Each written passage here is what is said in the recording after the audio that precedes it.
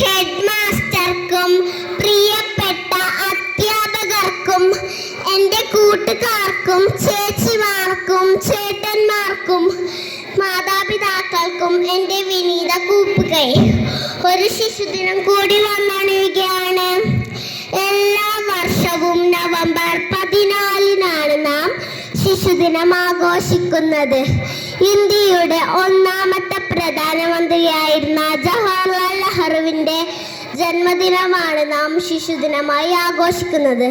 അദ്ദേഹത്തിന് കുട്ടികളെ വളരെ ഇഷ്ടമായിരുന്നു.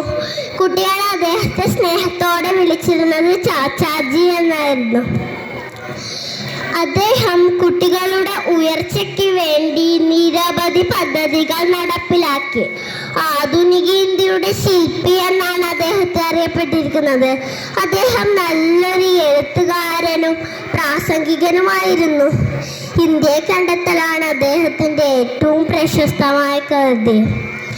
വെള്ളക്കാരുടെ ഭരണത്തിൽ നിന്നും നമ്മുടെ രാജ്യത്തിന് സ്വാതന്ത്ര്യം നേടിത്തരുന്നതിൽ പ്രവർത്തിച്ച പ്രമുഖ നേതാക്കളിൽ ഒരാളായിരുന്നു ജവഹർലാൽ നെഹ്റു. ലണ്ടനിലെ പ്രശസ്തമായ കേംബ്രിഡ്ജ് സർവകലാശാലയിൽ നിന്നും ബിരുദം കരസ്ഥമാക്കിയ നെഹ്റു ഇന്ത്യയിൽ തിരിച്ചെത്തി അലഹബാദ് കോടതിയിൽ അഭിഭാഷകനായി പ്രവർത്തിച്ചു. പിന്നീട് അദ്ദേഹം രാഷ്ട്രീയത്തിലേക്ക് ഇറങ്ങിത്തിരിക്കുകയും ചെയ്തു.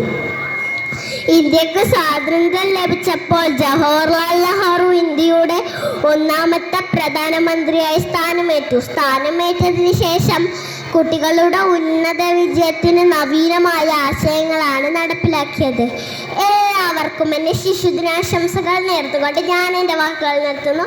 നന്ദി, നമസ്കാരം.